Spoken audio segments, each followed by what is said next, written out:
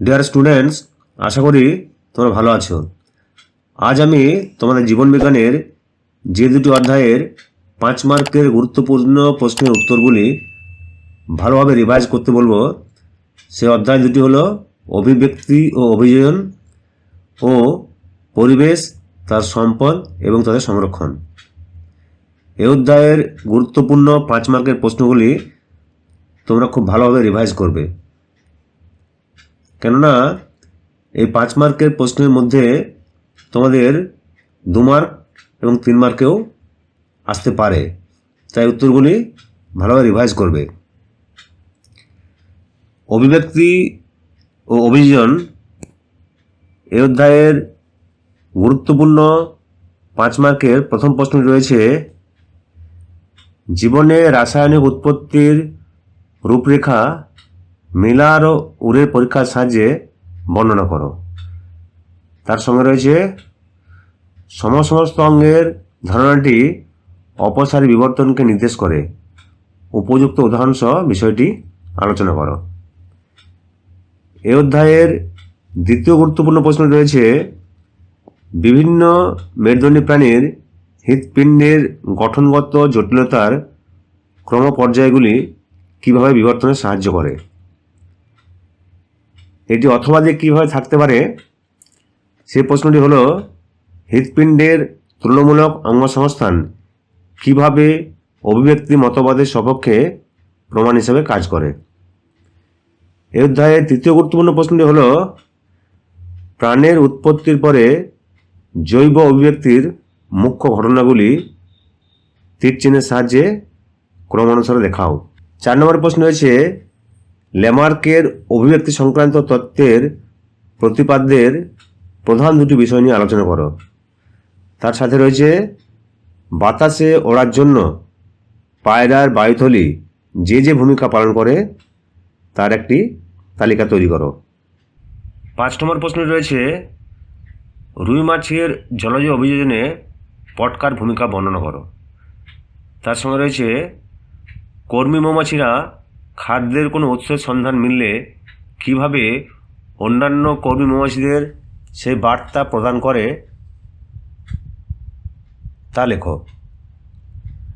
পরের প্রশ্ন রয়েছে, সুন্দরী গাছের লবণ সহন ক্ষমতা অর্জনের পরিপ্রেক্ষিতে এর অভিযোজনগত বৈশিষ্ট্যগুলি লেখো।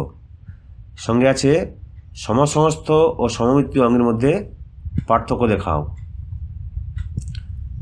7 নম্বরের প্রশ্ন রয়েছে, ঘোড়ার বিবর্তনে 4টি গুরুত্বপূর্ণ বৈশিষ্ট্য লেখো যা পরিবর্তিত হয়েছে।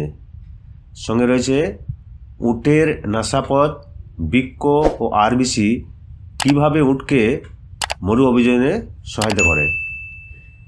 এই অধ্যায়ের এই 5 মার্কের প্রশ্নগুলি তোমরা খুব ভালোভাবে রিভাইজ করবে।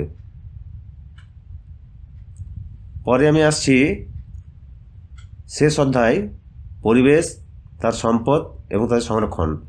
এই অধ্যায়ের গুরুত্বপূর্ণ 5 মার্কের প্রশ্নগুলি। এই অধ্যায় থেকে তোমাদের 2টি 5 মার্কের প্রশ্ন থাকবে।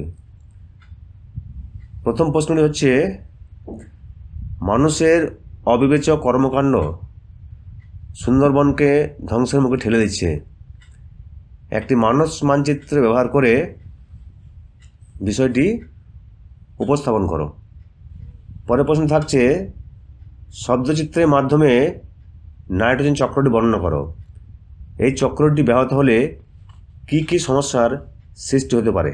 3 নম্বরের প্রশ্নটি থাকছে, কোনো অঞ্চলকে জীববৈচিত্র্য হটস্পট বলে ঘোষণা করতে চাইলে কি কি শর্ত মানতে হবে তা উল্লেখ করো। 4 নম্বরের প্রশ্নটি রয়েছে, তুমি একজন JFM অর্থাৎ জয়েন্ট ফরেস্ট ম্যানেজমেন্টের সক্রিয় সদস্য, এক্ষেত্রে তোমাকে কি কি দায়িত্ব পালন করতে হবে। তার সঙ্গে রয়েছে, কোনো জীবিকা ও কুঅভ্যাস কোনো ব্যক্তির ফুসফুসের রোগ এবং ক্যান্সারের কারণ হতে পারে, বিষয়টি যুক্তি দিয়ে বোঝাও। পরে গুরুত্বপূর্ণ প্রশ্ন রয়েছে, জীববৈচিত্র্যের গুরুত্বপূর্ণ কারণগুলি। পরের প্রশ্ন রয়েছে, জীববৈচিত্র্য হ্রাসের গুরুত্বপূর্ণ কারণগুলি উদাহরণ সহ আলোচনা করো। নাম্বার 6 থাকছে, অ্যাজমা ও ব্রঙ্কাইটিসের উপসর্গগুলি সারণীর সাহায্যে লেখো। তার সঙ্গে থাকছে বিলাসবহুল ও আরামদায়ক জীবনযাত্রা বায়ু দূষণের অন্যতম কারণ, ব্যাখ্যা করো। 7 নম্বর থাকছে ইনসিটু ও এক্সিটুর মধ্যে 3টি বিষয়ে পার্থক্য দেখাও। বাসস্থান, বিবর্তন ও সংরক্ষণ। সঙ্গে রয়েছে জাতীয় অরণ্য, অভয়ারণ্য ও বায়োস্ফিয়ার রিজার্ভের একটি তুলনামূলক আলোচনা করো। 8 নম্বর প্রশ্ন রয়েছে জীববৈচিত্র্যের 3টি গুরুত্ব আলোচনা করো। সঙ্গে রয়েছে শব্দ দূষণের ফলে হৃৎপিণ্ড ও শ্রবণযন্ত্রের কী কী ক্ষতি হয়। 9 নম্বর প্রশ্ন রয়েছে বিশ্ব উষ্ণায়ন ও জলবায়ুর পরিবর্তন কিভাবে বিভিন্ন মহাদেশের জীববৈচিত্র্যের উপর প্রভাব ফেলছে তা মূল্যায়ন করো। তার সঙ্গে আরেকটি প্রশ্ন রয়েছে নাইট্রোজেন সংবন্ধনে ব্যাকটেরিয়া ভূমিকা উল্লেখ করো। এই অধ্যায়ের শেষ প্রশ্নটি রয়েছে একশৃঙ্গ গন্ডারের সংখ্যা বৃদ্ধির উদ্দেশ্যে কি কি পদক্ষেপ নেওয়া যেতে পারে। তার সঙ্গে থাকছে একটি খাদ্য শৃঙ্খলে জীব বিবর্ধন কীভাবে ঘটে তা একটি পর্যায়ক্রমিক রেখাচিত্রের মাধ্যমে দেখাও। যদি ভিডিওটি তোমাদের ভালো লাগে তাহলে লাইক করবে, আর তোমাদের যে কোনো রকম প্রশ্নের জন্য কমেন্ট বক্সে লিখে জানাবে। যে সমস্ত ছাত্রছাত্রীরা এখনও চ্যানেলটিকে সাবস্ক্রাইব করনি, আশা করব তোমরা চ্যানেলটিকে অবশ্যই সাবস্ক্রাইব করবে।